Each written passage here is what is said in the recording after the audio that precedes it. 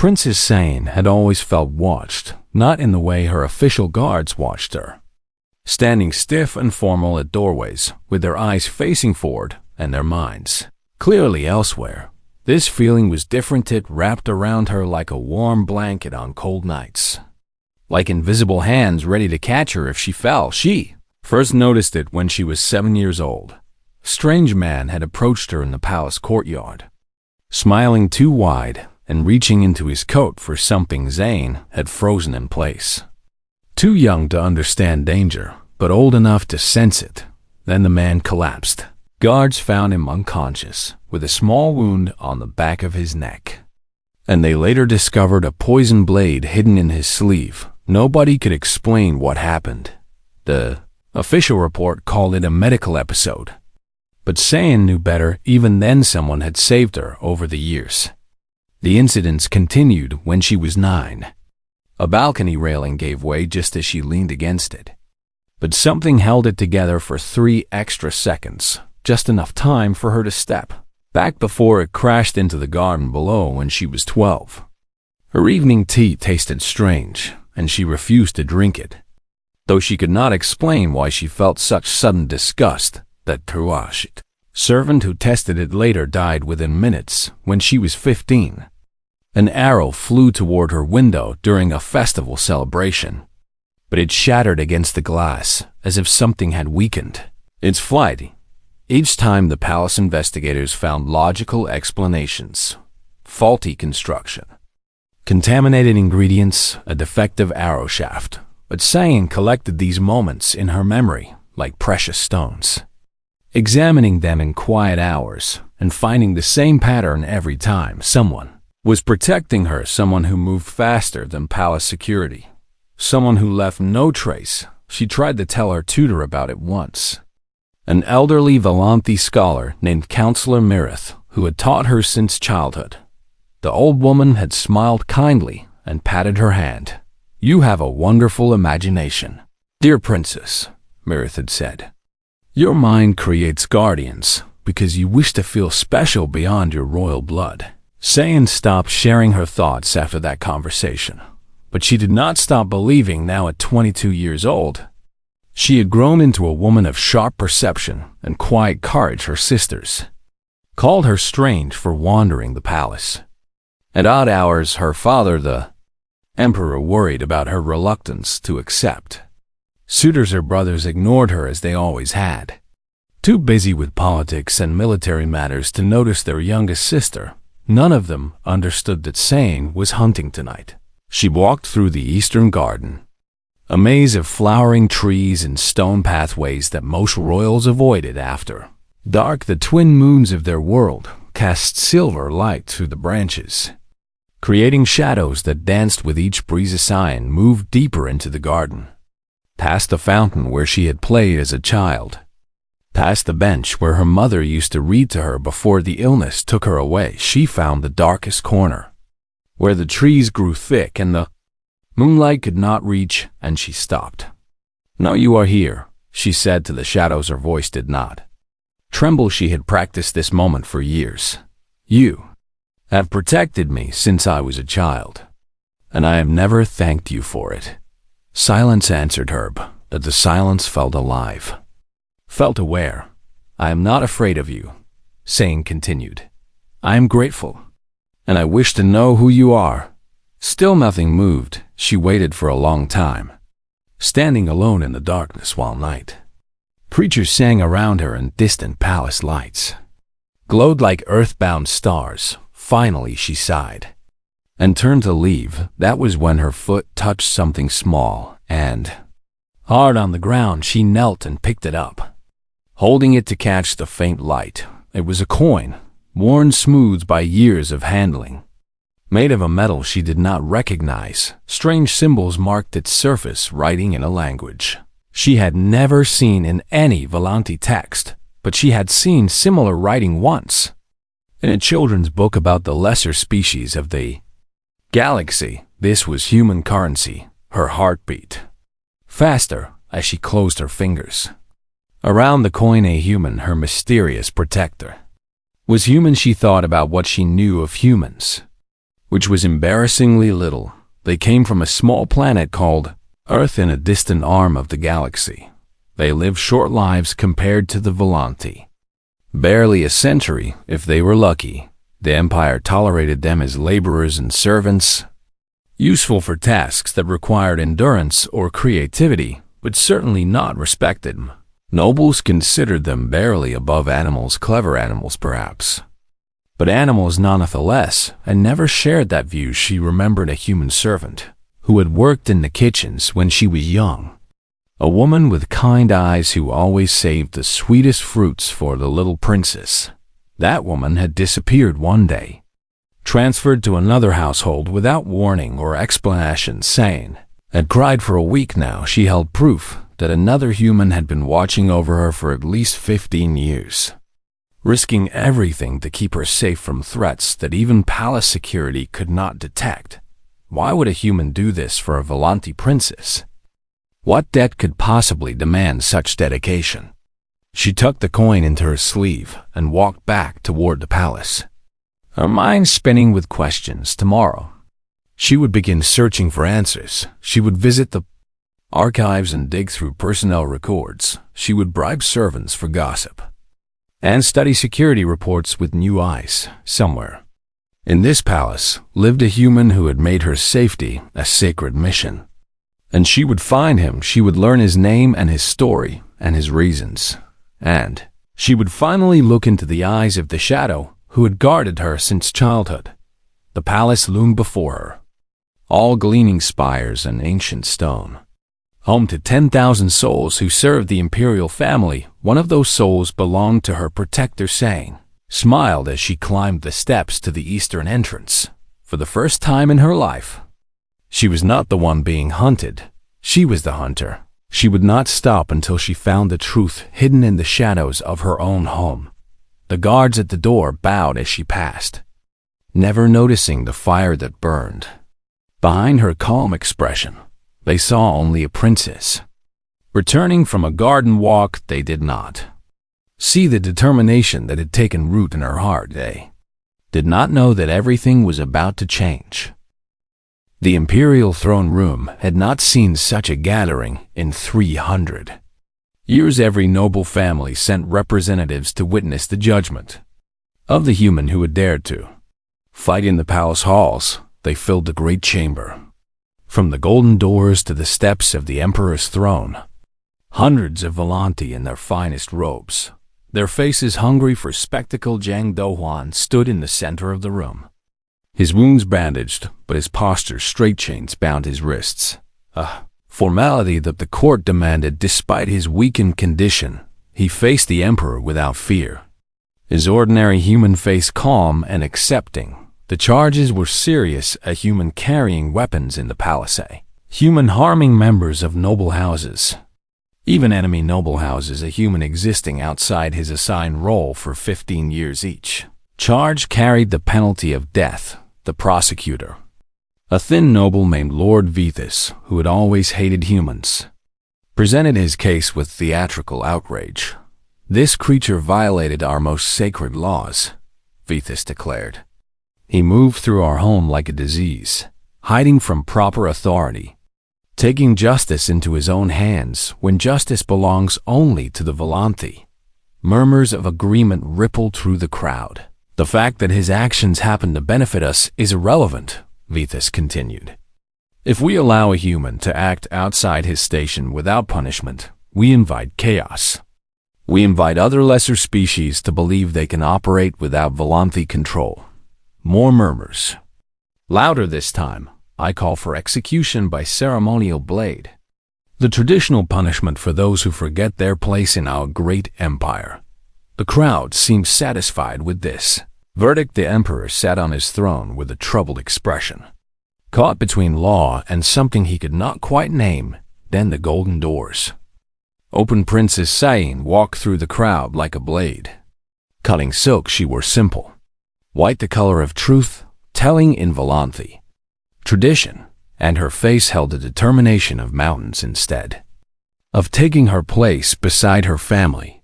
She walked directly to Zheng Dohuan and stood at his side, The crowd fell absolutely silent. "Your Highness," Lord Vethys sputtered. "Your place is with the royal family, not beside the accused. My place is where I choose it to be," Sane replied, her voice carrying to every corner of the great hall. "And I choose to stand beside the man who has protected me since I was 7 years old." She turned to face the assembled nobles. "This court wishes to execute Jing Dowan for saving my life 17 times. He broke our laws." Vethys began. "Let me tell you about those 17 times." Saiyan interrupted. "When I was 7, an assassin tried to poison me with a blade. Dowan stopped him before palace security even noticed the threat. Where were my official protectors?" She pointed at the captain of the guard. "When I was 9, a sabotage balcony nearly killed me. Dowan somehow held it together long enough for me to escape." "Where were the engineers who were supposed to inspect the structure?" She pointed at the Minister of Palace Maintenance. "When I was 12, poison tea reached my chambers. Dowan made certain I would not drink it. Where were the food tasters who were supposed to protect me?" She pointed at the head of royal household. One by one, she listed the failures. 17 incidents where the official systems had failed and one human had succeeded. The silence in the throne room grew heavier with each accusation. "And 3 nights ago," Sane concluded, "when the Kethany assassins attacked this very palace, when our guards were overwhelmed and our family faced certain death, Jing Dohan killed 11 enemies with his bare hands while suffering wounds that should have been fatal." She turned to her father. "He saved your life. Father, he saved my brothers and my sisters. And now this court wishes to execute him for the crime of being too loyal." The emperor's expression shifted. Something breaking through the mask of tradition. Lord Vethys recovered his composure. "Regardless of his actions, the law is clear. Humans cannot. I invoke the right of claimed debt." Saiyan announced. The crowd gasped. The right of claimed debt was ancient law, rarely used, which allowed a royal to claim a life-saving debt and elevate the debtor to protected status.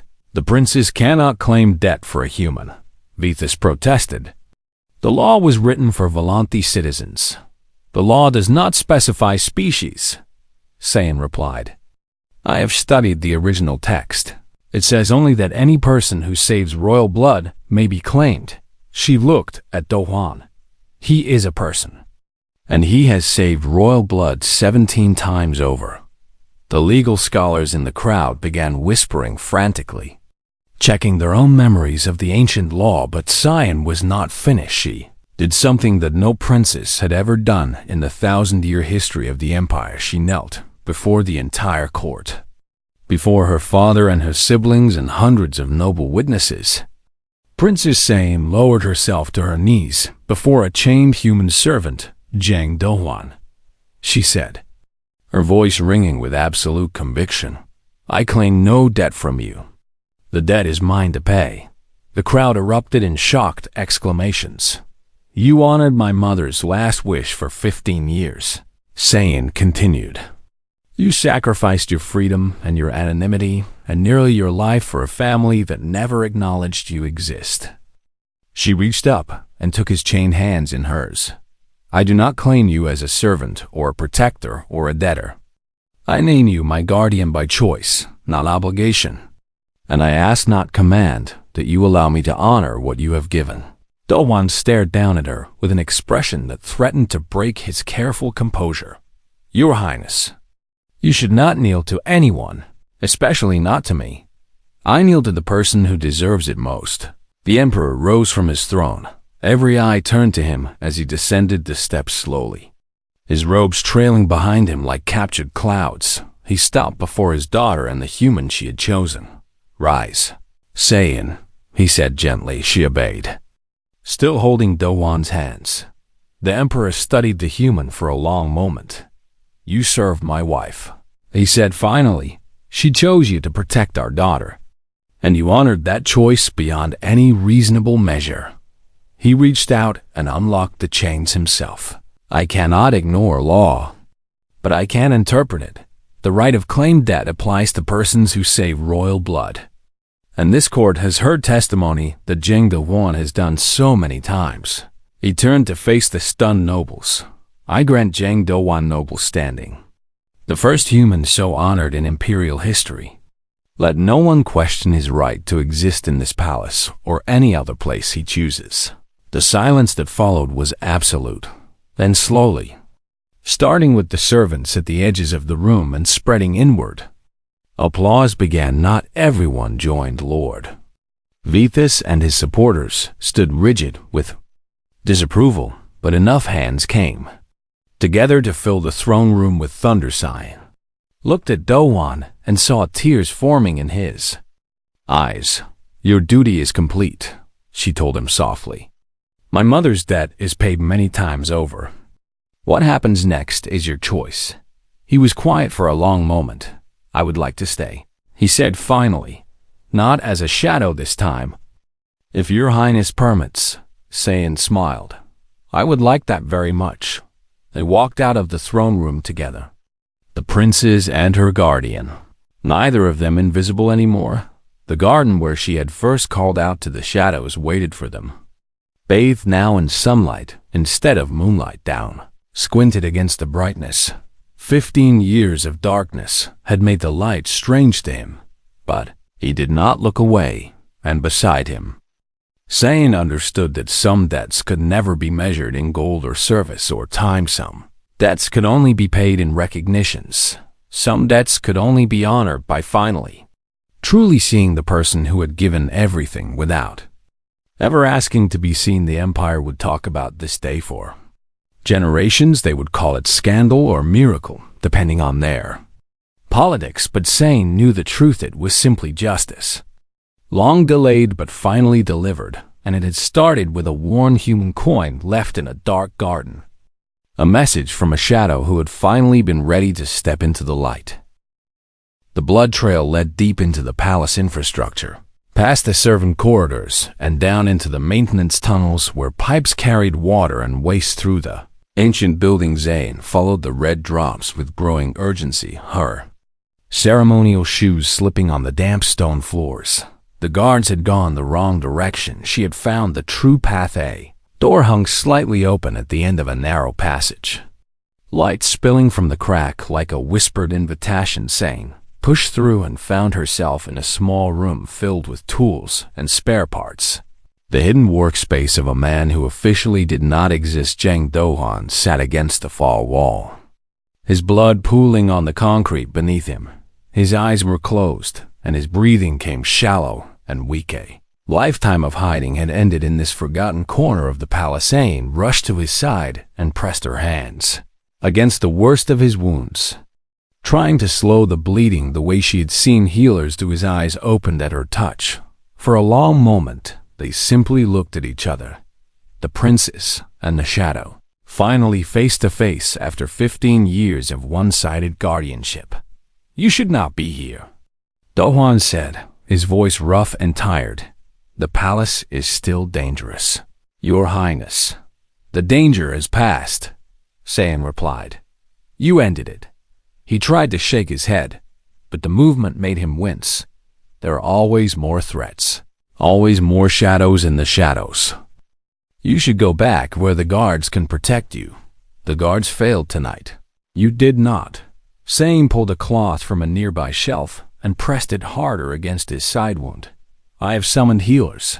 They will be here soon. You need to hold on. Do-hwan laughed softly, a sound that turned into a cough. I have served my purpose. The debt is paid. What debt? The question came out sharper than Saiyan intended. She softened her voice and asked again, what debt could possibly demand 15 years of your life? Do-hwan's eyes grew distant, looking at something only he could see. I was nobody, a worker in the mineral processing plants on the outer colonies. My family was arrested for speaking against the local governor. They were sentenced to the labor camps where humans go to die. Slowly, he paused to gather strength. Your mother saved them. Saiyan felt her breath catch. The Empress was touring the colonies for some official purpose I never understood. Somehow she heard about my family's case and intervened. She declared the governor's judgment unjust and freed everyone he had condemned. My mother did that? She was remarkable, Your Highness. She saw humans as people when most Volanti saw us as tools. Doan's hand moved slightly, reaching towards something invisible. I found her before she left the colony and begged her to let me repay the debt. I had nothing to offer except my skills. I had learned to fight and to hide during the hard years, survival talents that the colonies teach those who pay attention. She brought you here. She brought me here and asked me to protect what she loved most. His eyes focused on Sayan's face with sudden intensity. She knew she was dying. She knew she could not watch you grow up, so she gave that task to me. Tears formed in Sayan's eyes, but she refused to let them fall. You watched me for 15 years. I watched you take your first steps without falling.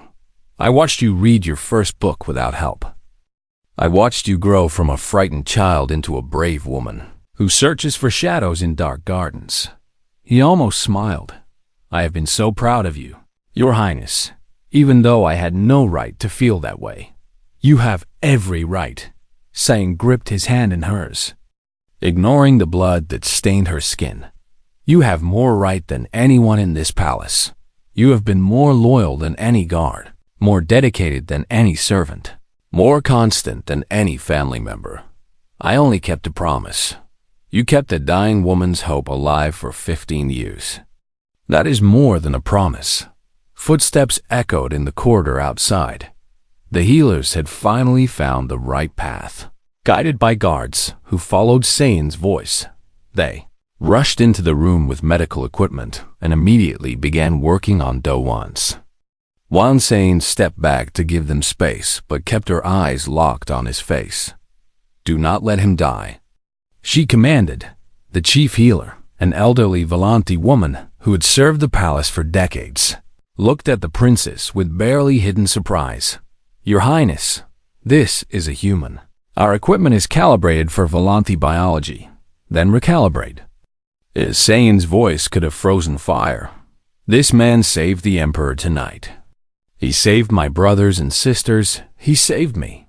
And if he dies because you hesitated, then I will make certain the entire Empire knows that our finest healers. Let a hero bleed out due to prejudice. The chief healer went pale and began working with renewed urgency. Other nobles arrived in the following minutes. Drawn by rumors of the princess kneeling in a maintenance room beside a bleeding human, they watched in shocked silence as Sayan refused to leave. Though on side, they whispered among themselves about scandal and impropriety. They did not understand. What they were seeing, they saw a princess degrading herself by touching a lesser species. Sayan saw something else entirely. She saw a debt that could never be repaid. She saw a man who deserved recognition instead of shadows, and she saw the beginning of a fight that would challenge everything the Volanti Empire believed about worth and loyalty, and what made someone truly noble. Dowan's eyes fluttered closed as the healers stabilized him. His hand went limp in hers, but his heart kept beating. Stubborn and human and refusing to stop, Sayan watched his chest rise and fall and made a silent promise of her own. Whatever came next, Zheng Dohan would never hide in shadows again. The Empire would see him, and they would understand what true devotion looked like, even if she had to tear down their precious traditions to make them look. The diplomatic reception filled the grand hall with color and noise, and the sweet smell of expensive perfumes. Hundreds of nobles mingled beneath crystal chandeliers, their formal robes shimmering like captured starlight as they discussed trade, agreements, and territorial boundaries. The Kethany delegation stood near the central fountain. 7 diplomats in silver and black who smiled too much and watched the royal family with hungry eyes. Sayan stayed close to her father, the Emperor. Her senses sharp and her muscles tense beneath her ceremonial gown. The Security Council had assured them that all threats had been neutralized. Extra guards lined every entrance. Weapon scanners had checked every guest, but Sayan knew that her official protectors had failed her before. She trusted only the shadow she could not see. The attack came Without warning one moment, the Cathini ambassador was raising a toast to peace between nations. The next moment he was drawing a blade from his sleeve and lunging toward it.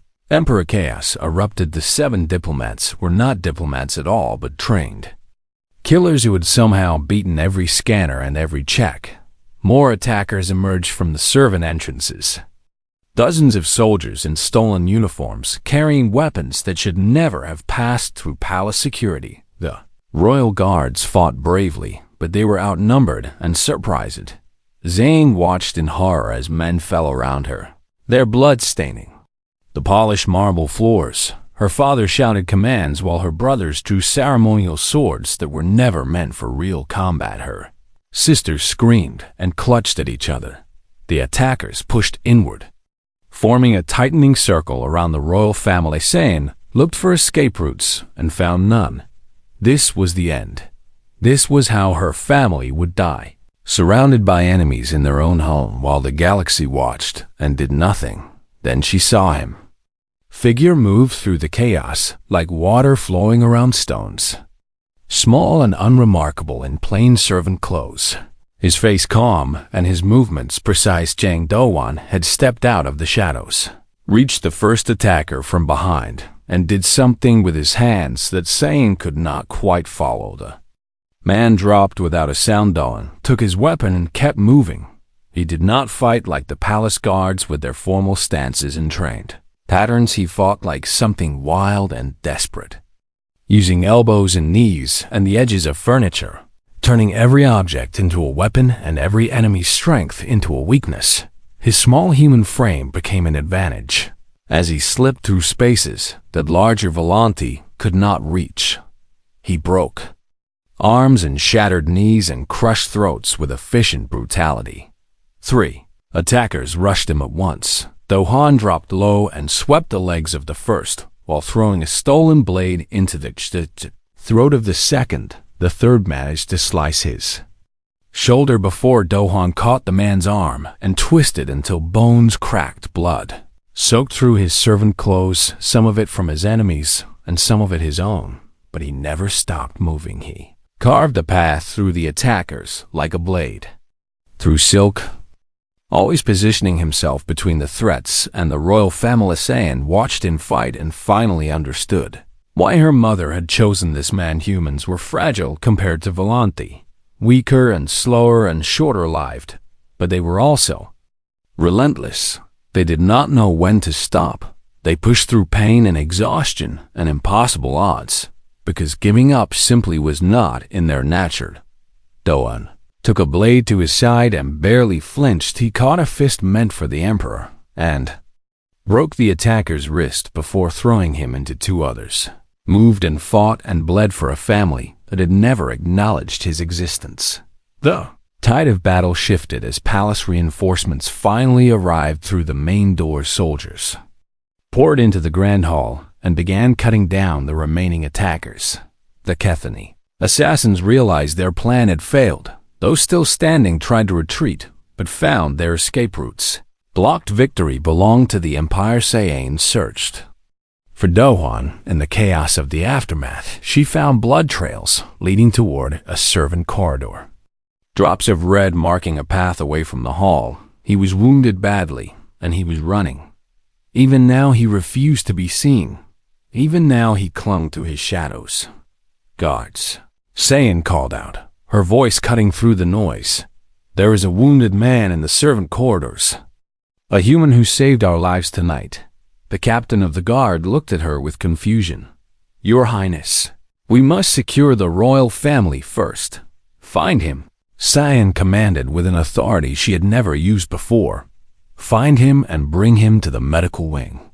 Not to a cell, not to questioning, but to healers who will save his life. The captain hesitates and stepped closer, her eyes burning with intensity that made the hardened soldier step back. That human killed more enemies tonight than your entire guard combined. And he did it while protecting my father, the Emperor. And if he dies because you delayed, then I will hold you personally responsible. The captain bowed and sent his men running. Zane watched them go, and then looked down at her own hands. They were Shaking, she had just seen a man nearly die for her.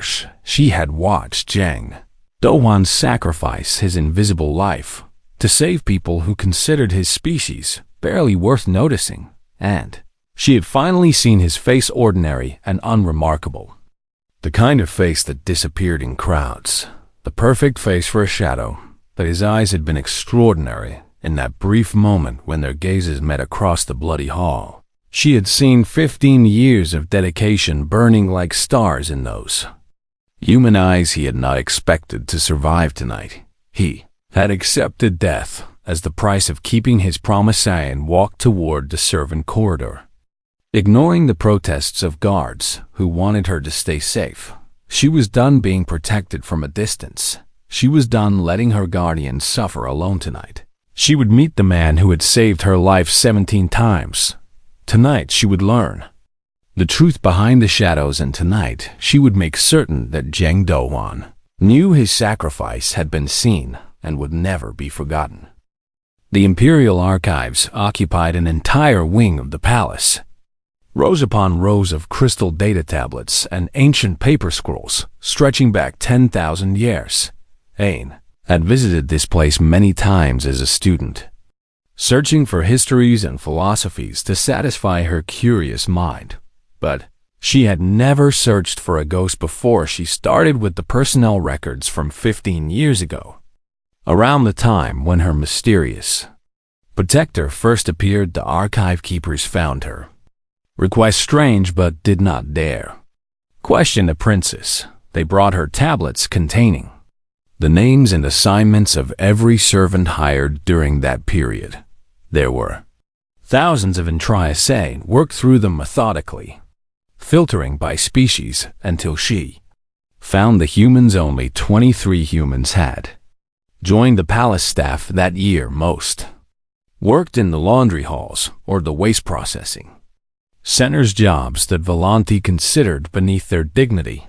But one entry caught her attention immediately. Jang Do-hwan, human male, age 32 at time of employment.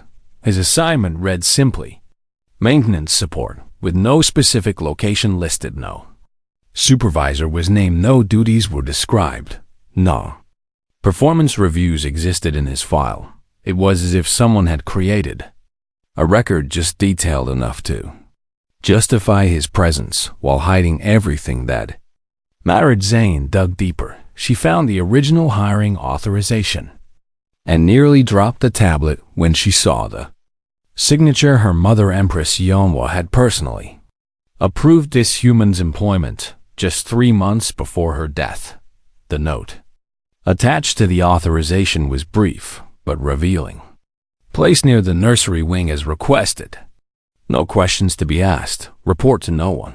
Cyan's hands trembled as she read those words again and again.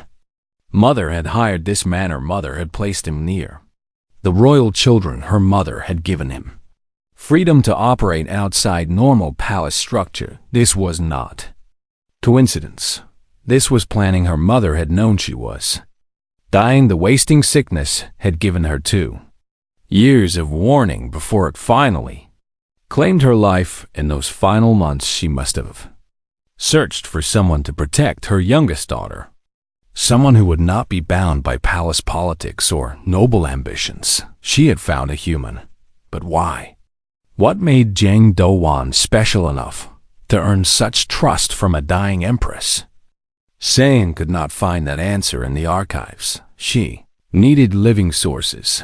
The servant quarters occupied the lower levels of the palace.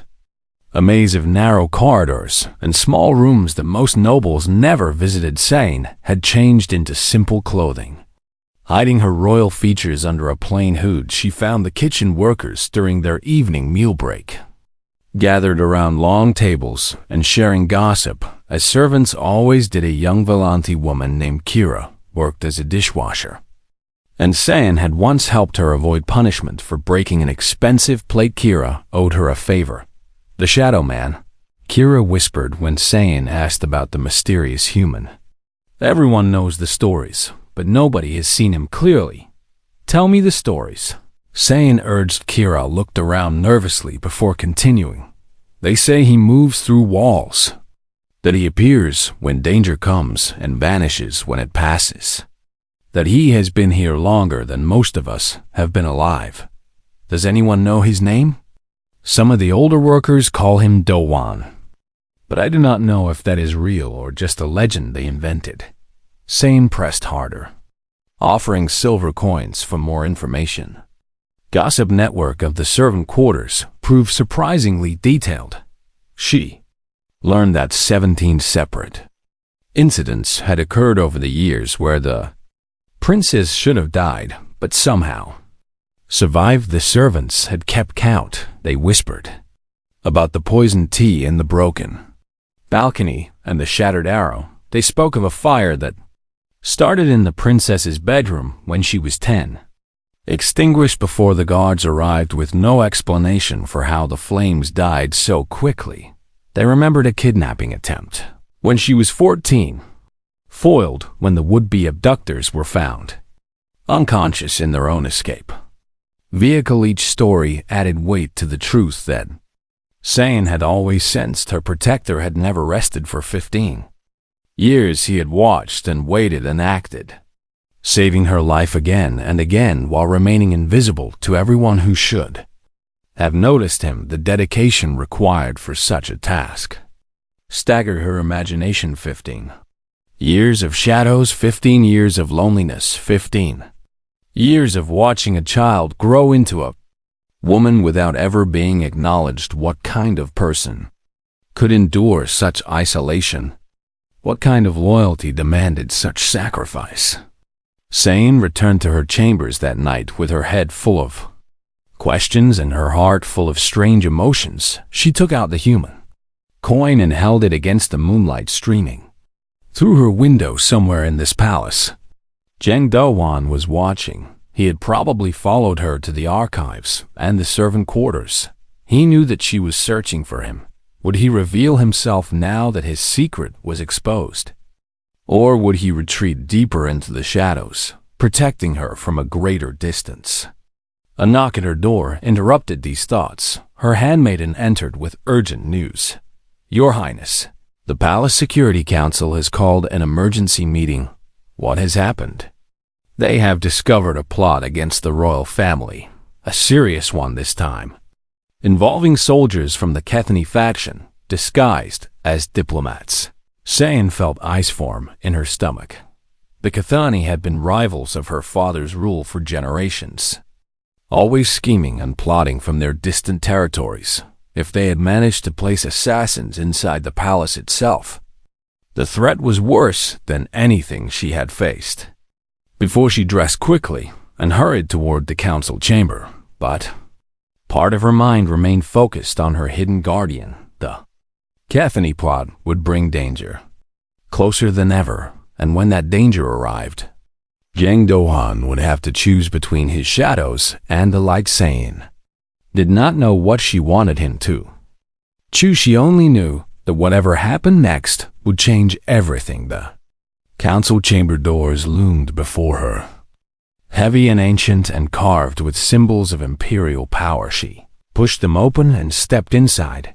The war for her survival was about to begin.